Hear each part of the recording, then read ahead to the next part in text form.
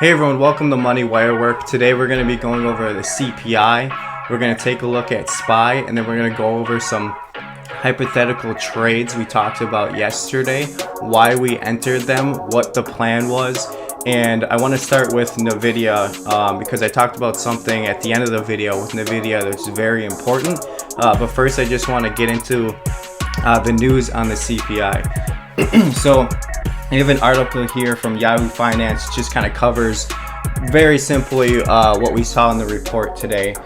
So inflation eased slightly last month, but held near its highest level in 4 decades, even as gas prices fell and supply chains improved. The Bureau of Labor Statistics' latest Consumer Price Index, the CPI, reflected a year-over-year increase of 8.5% in July, down from the prior month's 40-year high of 9.1%. Consensus economists were expecting last month's reading to show an 8.7% increase, according to estimates compiled by Bloomberg. On a monthly basis, the broadest measure of inflation was unchanged after rising 1.3% in June. Okay, so what we have now, we had expectations to be 8.5%. They're showing 8.7. The reason why this is good for the market is it's down from the 9.1% increase. And then right here, which is what the Fed is really looking at, which is the core basically remained flat. And that's the biggest thing they're looking at as far as interest rates. All right, so overall in this market, things change on a day-to-day basis many times. So we could still see this inflection to the downside. If we do, I have a feeling it would be a lot to do with just unemployment being a lagging indicator, the housing market being a lagging indicator, things like that. But as far as the next month is concerned, we're probably going to continue to see this rally. We'll have to track it and see where it goes. Let me just get rid of this right here. So as of right now, the S&P 500, I'm on the daily with the Heikin-Ashi candles up. This 100-day moving average was going to act as a resistance. It still might, but as of right now, it's through the 100-day moving average as far as price action. We're a little extended on the TSI, but that can run for a while. You can see sort of a long run before it comes down, and the price action would go like this before you come down and see a bounce and go up, or just see a turn to the downside. All right, so we had a pretty strong resistance right over here. If I just bring this down a little bit. And we are right now through that. So the past couple of days, it was just moving sideways.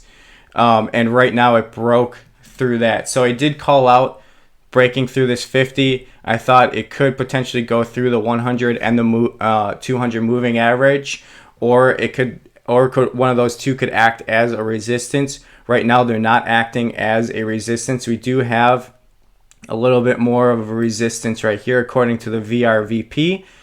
So we could see a rally up until this point, about 433, and then see a bounce down, and then either a bounce up or a continuation to the downside. So I want to start with NVIDIA, because yesterday when we talked about these short positions, we talked about having a plan and knowing where you want to put your stop loss.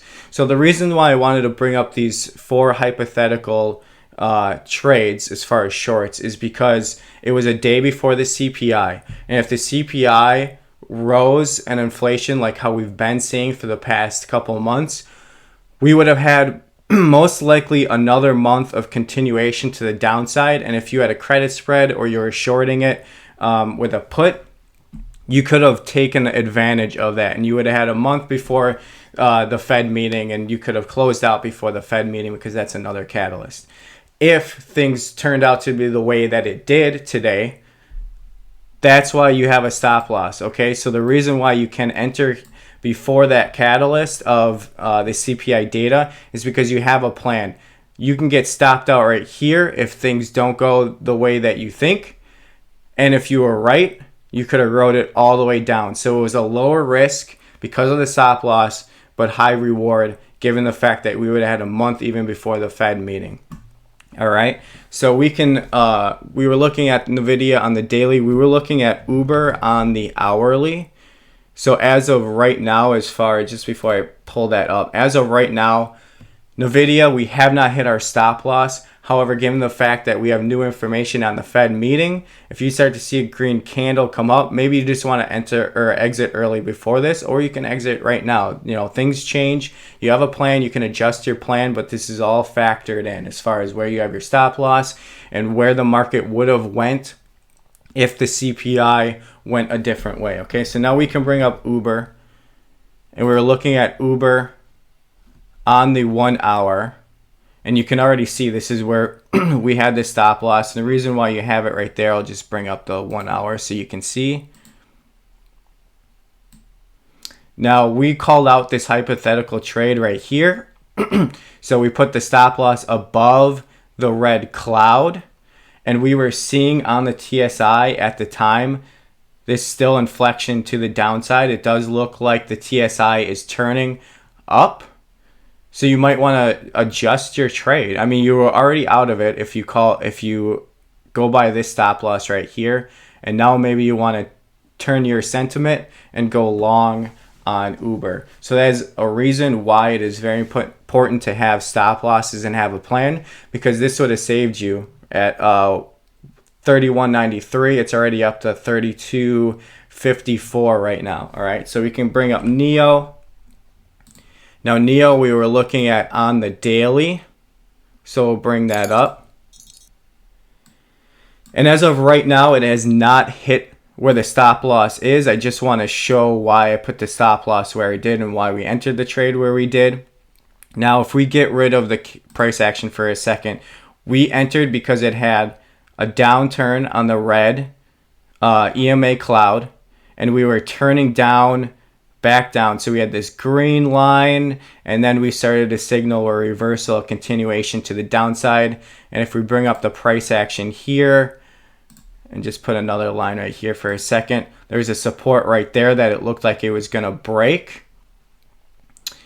So one thing that I want to talk about again is just why it is important to have a plan and have a stop loss. And again, you're not out of it right now, but given the fact that we have CPI data, it might be something to just consider, maybe exiting before the stop loss. But that's all of a trading technique. I mean, that's all about a plan. Do you want to do that, or do you just want to strictly stick with your stop losses? Okay, stick with your stop loss. You're going to get stopped out at 20.52 on this hypothetical trade. And given the fact that we're still below all these moving averages, it's still not a bad idea to stick with it and see if we get a bounce back down to the downside. And you know, you never know whether or not this is going to be quickly sold off or whether it's going to continue. I think it's going to continue for a while, but we don't know. So we're still technically, as far as hypotheticals, is in that trade. And again, if the CPI went the opposite way it did today, you would have a whole month of downside to take advantage, and you would have caught the move before it actually went. Okay, so the other one was Lucid. And it's the same thing. I mean, it was very similar to NEO.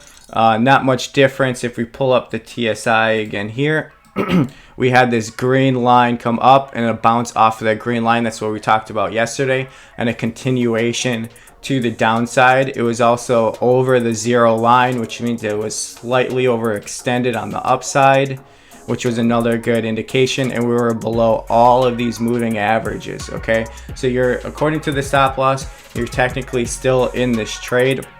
But again, as far as the CPI data, things can change, sentiment can change, and if your sentiment can change, and it does change, there's nothing wrong with adjusting your plan and exiting a position. All right, so we went over Uber, we went over Nvidia, NEO, and Lucid. All right, so this is a good lesson of stop loss. It's also a good lesson to have a plan. You know, I didn't take any of these trades, but I kept them hypothetical, but I don't think they were unfair trades given the fact that you had low risk, high reward. Reason why is because of your stop loss. Stop loss right here, that's where you could have got stopped out at. But if the CPI would have went the other way, if it would have came back at 9.2%, 9.3%, anything over 9.1%, and maybe even 9.1%, we would have saw a huge downturn. So as far as the market is concerned, I am going to be looking at some long positions and see if there's any momentum plays that we can catch. So stay tuned. Otherwise, I appreciate everyone watching. I appreciate the comments. Please subscribe if you like this content. Please hit the notification bell if you do subscribe, and we'll see you next time. Thank you.